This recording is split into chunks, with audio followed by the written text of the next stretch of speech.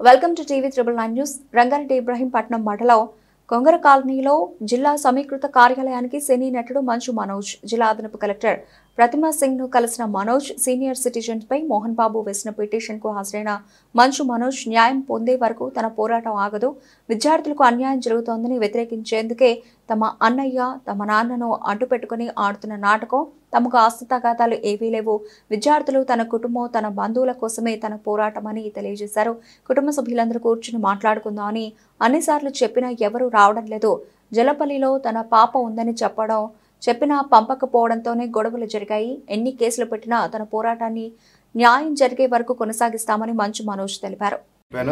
అంటే ఇంట్లోకి నేను రానిట్లేదని, ఇంట్లో నేను చేయట్లేదని అది చెప్పేదానికి కామెడీగా ఉందండి. అది నేనెందుకు రానియకుండా ఉంటాను, మీరందరూ హ్యాపీగా రండి, నేను రానికపోతే సో ఇదంతా ఫాల్స్ అలిగేషన్స్. స్టూడెంట్స్ కోసం నిలబడినందుకు ఇది చేసేది. థ్యాంక్ యూ అండి. It's a collaborative contribution. నేను 10-12 సినిమాలు చేశాను ప్రొడక్షన్లో, లక్ష్మీ ప్రసన్న పిక్చర్స్కి, 24 ఫిల్మ్ ఫ్యాక్టరీకి. బట్ నేను ఏదైనా రూపాయి తీసుకున్నాను వాళ్ళ దగ్గర. అండ్ ఈవెన్ క్యాంపస్ కానీ ఏది కానీ బిల్డ్ చేసేదానికి that's everybody's contribution is there. It's not ఇది అక్క కాంట్రిబ్యూషన్ ఉంది, అన్న కాంట్రిబ్యూషన్ ఉంది, నా కాంట్రిబ్యూషన్ ఉంది, మా బంధువుల కాంట్రిబ్యూషన్ కూడా ఉంది. ఈ సంస్థ బిల్డ్ మోహన్ బాబు గారి పేరుతోనే ఉంది. ఇది నా నాన్నగారిని ఎప్పుడు వ్యతిరేకరించనండి. ఎందుకంటే ఇది కేవలం మా నాన్నగారిని ముందు తోసి అది వెనకాల నుంచి ఆడే నాటకం. ఎందుకంటే నేను అడుగుతున్నా, డైరెక్ట్గా రండి మాట్లాడండి అని. ఎంతకంటే ఎంత చెప్తానన్నా మాట్లాడని. అవునండి, అది ఎందువల్ల అయిందో కూడా నేను రిటర్న్ గా మీకు మళ్ళీ ఇస్తానండి. అది మీకు సబ్మిట్ చేస్తాను. Thank you. కొంచెం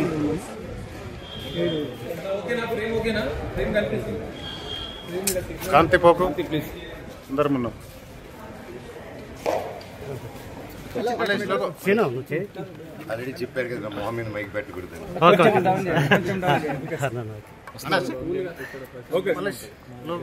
క్రాంతి ఓకేనా? ఓకే చెప్పండి అన్న. ఫోన్ కింద పెట్టాలి కొద్దిగా, కొంచెం లోపల కింద పెట్టాలి.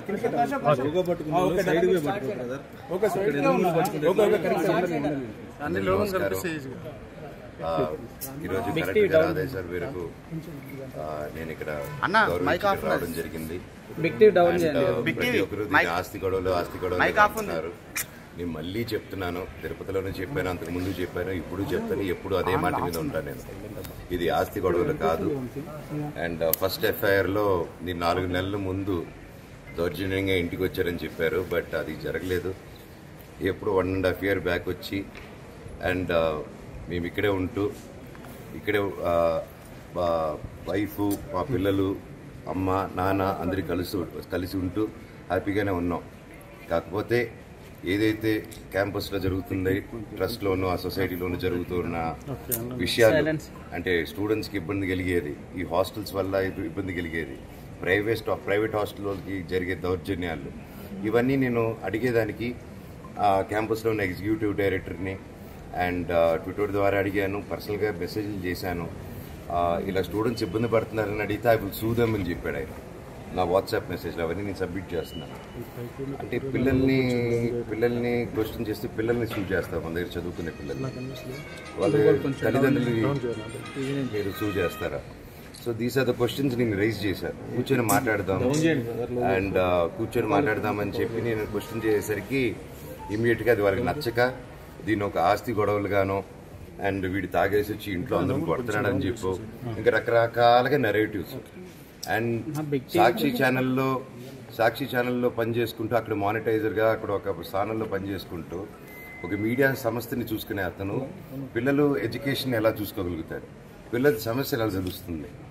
అండ్ మా ఊరోళ్ళు విలేజెస్ది అక్కడ తెలుగే అండి, హిందీ మాట్లాడరు అక్కడ మా ఊర్లో ఎక్కువ, తిరుపతి సైడ్. అండ్ ఇంకా పల్లెటూరుల సైడ్ అసలు రాదు. అండ్ వాళ్ళతో ఇంగ్లీష్లో మాట్లాడాలా, హిందీలో మాట్లాడాలని అర్థం కాక గిలగిలా కొట్టుకుంటున్నారు వాళ్ళు అక్కడ. అండ్ ఈ ప్రాసెస్లో వాళ్ళ దగ్గర క్యాష్లు కలెక్ట్ చేయడాలు, ఇవన్నీ చేయడాలు చాలా కరెక్ట్ కాదు. అండ్ రీసెంట్లో కూడా మేము క్వశ్చన్ చేసుకుంది, తీసుకెళ్ళి ఏవేవో సిగ్నేచర్లు పెట్టించుకున్నారు, ఏవేవో చేస్తున్నారు అందరితో. అండ్ హాస్టల్స్కి లోన్ రేజ్ చేసుకుంటున్నారు. అండ్ ఇవన్నీ నేను I have a complete document. And why this misuse of it. And like cinema తీస్తున్నారు, దానికి 200 కోట్లు ఖర్చు పెడుతున్నారు. అది ఎక్కడి నుంచి వస్తుందని కూడా తెలియట్లేదు. So these are all my questions. And ఇది ఎలాగా అనేది మీరు చెప్తే ఒకరిని నిలబెట్టేదానికి ఇంతమంది స్టూడెంట్స్ని, ఇంతమంది లోకల్ విలేజర్స్ని వాళ్ళ కష్టాన్ని మీద కొడతాం అనుకుంటే మాత్రం ఇది చాలా కరెక్ట్ కాదు. ఇది కూర్చొని మాట్లాడదామని నేను పిలుస్తాను కానీ ఎవరు రావట్లేదు. అండ్ నేను పారిపోవట్లేదు, నాకు సిగ్గు తలంచుకొని పారిపోవట్లేదు, భయపడి నేను పారిపోవట్లేదు. నేను ఎక్కడ పిలిచినా వస్తాను, మీరు టీవీ ఛానల్కి పిలిచినా వస్తాను, ఎక్కడికి పిలిచినా వస్తాను. నేను కూర్చొని ఎవరితోనైనా మాట్లాడతాను. నేను ఏ తప్పు చేయలేదు. ఇది ఆస్తి గొడవలు కాదు. ఈ పోరాటం ఇది నా స్టూడెంట్స్ కోసం, మా విలేజర్స్ కోసం, మా బంధువుల కోసం. అక్కడ థ్యాంక్ యూ. అండ్ ఇంకోటి అండి, అండ్ ఇప్పుడు మీరందరూ చూశారు. ఎందుకంటే ఈ టోటల్ ఎపిసోడ్లో వాళ్ళు అబద్ధాలు ఆడుతున్నా దొరికిపోతున్నారు. ఎందుకంటే ఈ టోటల్ ఎపిసోడ్లో మీరందరూ కవర్ చేస్తూనే ఉన్నారు. ఆ రోజు నేను డీజీపీ గారి ఆఫీస్ నుంచి మా ఇంటికి వచ్చేసరికి మా పాప ఇంట్లో ఉంది. సో ఆ ఇష్యూ వల్లే లాక్లే వేసుకొని మా పాపని కారు ఎక్కించి బాడీ గార్డ్స్తో సిటీకి పంపించేద్దామని ప్లాన్లో ఉన్నారు. నేను ఆ పసిబిడ్డకి అలా అవ్వకూడదని చెప్పేసి ఆ రోజు అందరి ముందే గేట్లు దోసుకుంటూ లోపలికి వెళ్ళాను. సో ఇది మీ ముందే జరిగింది, నన్ను ఆపారు. ఇప్పుడు నేను తిరుపతికి వెళ్ళినప్పుడు తిరుపతిలో యూనివర్సిటీకి వెళ్ళక్కర్లేదు, ఓకే దాని మీద వాళ్ళు తెచ్చుకున్నారు, కోర్టు చూసుకుంటుంది. కాకపోతే లోపల నా ఇల్లు ఉంది, నా వస్తువులు ఉన్నాయి.